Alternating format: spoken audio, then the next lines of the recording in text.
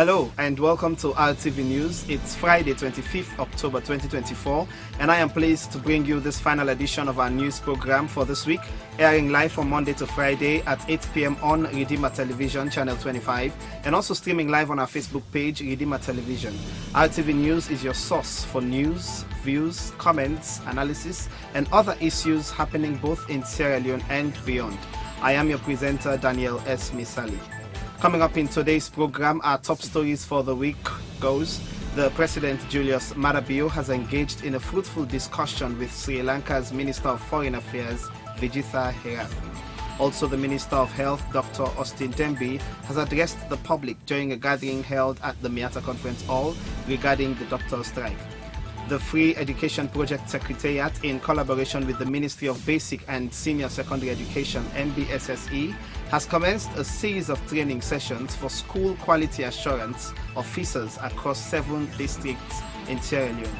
All these and much more, plus Music Break and Today in History, are all lined up for you in this edition of RTV News. So stay tuned.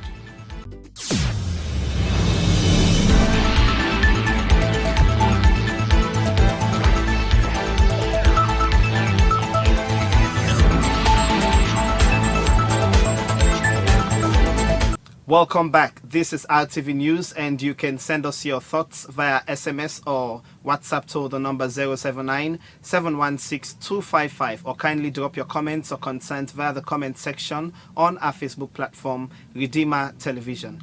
Now let's dive into the first story of the day. President Julius Maada Bio has engaged in a fruitful discussion with Sri Lanka's Minister of Foreign Affairs, Vijitha Herath, during a stopover en route to the 2024 Commonwealth Heads of Government meeting in Samoa.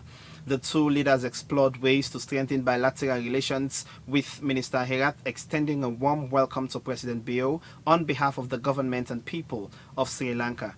Here's more to the story. Minister Herath extended a warm welcome to President Bio on behalf of the Sri Lanka government and its people. He reflected on the long-standing bilateral relationship between the two nations and expressed enthusiasm for increased collaboration, particularly in the agricultural, education, and tourism sectors. The minister also briefed President Bio on the parliamentary election scheduled for December, but reassured him that post-elections there are significant plans in place to enhance development efforts in African nations, with a special focus on Sierra Leone. He acknowledged President Bio backing for the private sector, especially support for Sri Lanka businesses. Mr. Herath commended President Bio for his leadership role at the United Nations Security Council and for his dedication to fostering women's empowerment and their involvement in governance. He pledged to pursue meaningful South-South cooperation with Sierra Leone. In response, President Julius Maada Bio expressed gratitude for the warm hospitality extended by the Sri Lanka government and its people. He reaffirmed the strong bilateral ties enjoyed by the two countries and offered assurance that Sri Lanka could depend on Sierra Leone's support whenever needed. President Bio noted the positive nature of their bilateral relationship, highlighting their capacity to solve mutual concerns amicably over the years. He informed the minister about the strong trade relationship between Sonbad, a Sri Lanka firm operating in Sierra Leone, and his administrations. The president emphasized Sierra Leone's ambition and eagerness for increased investment and partnership from Sri Lanka in the agricultural sector, indicating that a special meeting at the state level will be discussed to enhance cooperation. He also sought technical assistance for the agricultural sector, recognizing Sri Lanka's expertise. He pointed out that whatever challenges may exist in the agricultural domain, Sri Lanka could provide valuable insights that are attainable in Sierra Leone. President Bio assured the minister that there is ample opportunity for mutual exchange of experiences and knowledge across various sectors, stressing the importance of the South-South relationship. He asserted that sharing knowledge is of paramount significance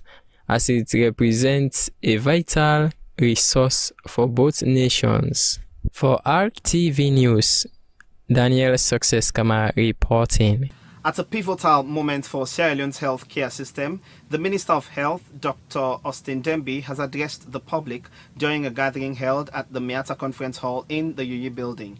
This address comes in the midst of growing tensions between the government and medical professionals, as ongoing strikes have severely disrupted hospital services across the country. Zoom in for more of the story. Dr. Dembi, in his remarks, acknowledged the deep concerns raised by the nation's doctors who have been striking over long-standing issues regarding salaries, working conditions, and unfulfilled government promises. So I'll frame it now to start the discussion. So a critical piece for all of this, not for letting go to the get feel for letting able for go work.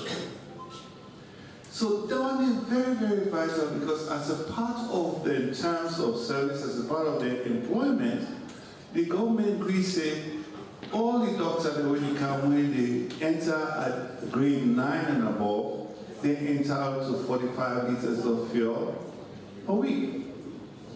But not to doctors no more. All healthcare workers, in fact, all of the civil service at grade 9 and above, they're entitled to this.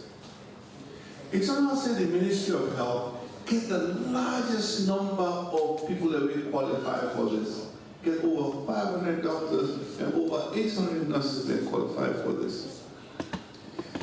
The bill for the doctor they know for every quarter now 7.5 billion old leons, 7.5 million leons. For the 2 quarters, now 15 billion old leons, 15 million leons. The strikes, which have left many healthcare services in limbo, pose a serious threat to public health. In response, the health minister pledged the government's full support to resolving these issues, promising the allocation of critical resources such as fuel and medical supplies to improve doctors' working environments and ensure effective healthcare delivery. I think what you want to say, we work very, very hard for them to fulfill the field requirement for the doctor then. At the same time, with this new arrangement for get multi-partner engagement, we will make sure say you get uninterrupted service over time, and the Ministry of Finance don't commit to that.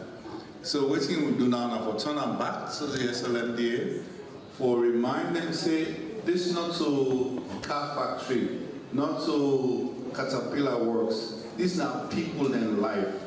They put their whole life now on a hand. And but who other people like me, I don't be minister for a while, most of the time, maybe buy me your fuel. But maybe I can't afford that. Yeah? We don't know me minister for 1 year and a half, no year more to cancel. You know? So again, I think say we don't see the doctor that work and sacrifice. Dr. Dembi also underscored the importance of maintaining uninterrupted healthcare services, warning that continued strikes could lead to dire consequences, including a rise in preventable deaths due to the absence of medical care. He urged doctors to reconsider their actions, appealing for a balance between their demands and the needs of the nation's citizens. In a move aimed to easing tensions, Dr. Dembi emphasized his willingness to engage in open dialogue with the striking doctors, reiterating the government's dedication to finding a peaceful and lasting resolution to the crisis. This moment, he explained, is an opportunity for both sides to work together in the interest of safeguarding Sierra Leone's healthcare system and ensuring that lives are not jeopardized by ongoing disputes. But strike action, not to proper action, because nobody knows the win from that. At the end of the day, people then will die. Picking them will die. I mean, they will die. I'm not saying we're good doctors and get good at. The public eagerly awaits the outcome of these discussions with hopes that Dr. Dembi's engagement will lead to a swift resolution and restore stability to the country's health sector. For RTV News, Daniel Misali reporting. The Free Education Project Secretariat, in collaboration with the Ministry of Basic and Senior School Education, MBSSE, has commenced a series of training sessions for school quality assurance officers across 7 districts in Sierra Leone. The focus of this initiative is on promoting inclusive education, ensuring that children with special needs have equal access to quality education in the country. The Assistant Director of Special Needs at the Ministry of Basic and Senior Secondary Education, Mohammed Saliu Jallo, highlighted the importance of inclusive education in addressing the needs of all children, regardless of their physical, intellectual, or emotional challenges. He explained that the ongoing training equips school quality assurance officers with the necessary skills to identify, support, and create enabling environments for students with special needs within mainstream schools. This initiative is part of the government's broader commitment to ensuring that every child, regardless of ability, receives a quality education under the Free Education Project. By training officers in 7 districts, the program aims to improve the monitoring and implementation of inclusive education policies, ensuring that no child is left behind. This training is geared towards inclusion in schools. We are currently training school quality assurance officers in 7 districts, namely Koinadugu, Karine, Bombali, Tonkolili,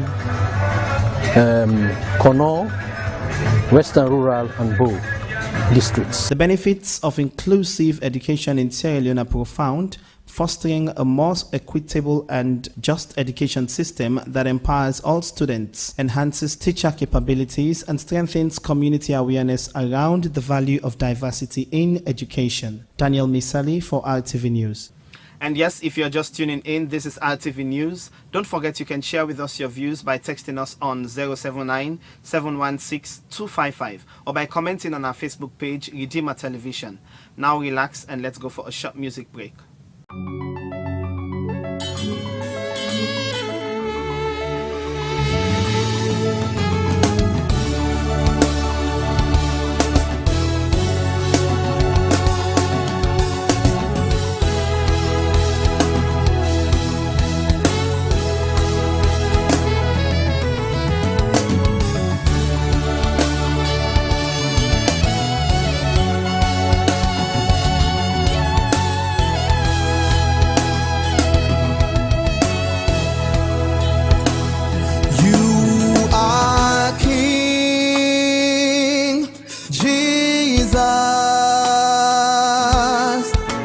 You reign and rule.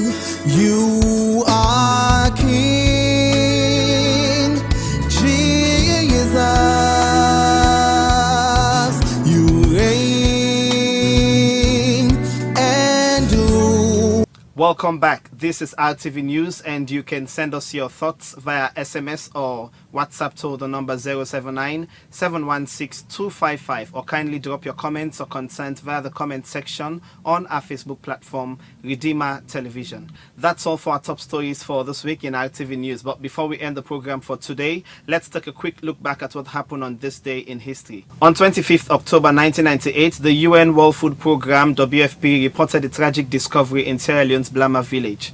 WFP officials encountered hundreds of people who appeared emaciated and severely malnourished, some barely able to walk without support. These individuals, described by the WFP as living skeletons, had reportedly been held as slave laborers by the Revolutionary United Front (RUF) for up to 5 years. Country Director Mohamed Diab recounted the horrific scene, describing the state of the individuals who arrived in Blama on Wednesday, sick and desperate for food. Men and women were reduced to skeleton, Diab said, noting that many leaned on stick to walk with visibly swollen feet and sores from their journey.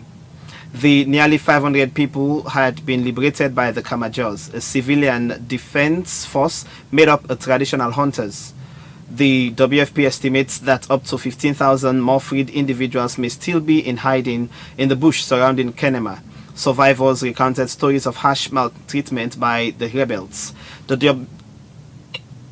The WFP announced it would send emergency food supplies to aid those recently freed and continues to assess the extent of the humanitarian crisis affecting the region. That's all we have time for in this edition of RTV News, coming to you live from Redeemer Television on Channel 25 and also streaming on our Facebook page, Redeemer TV.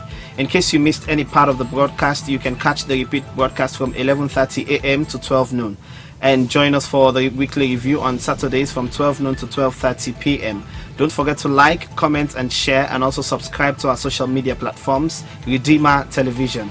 Once again, I am Daniel Misali, and thank you for joining us on today's edition of RTV News. Stay tuned, and may God bless you.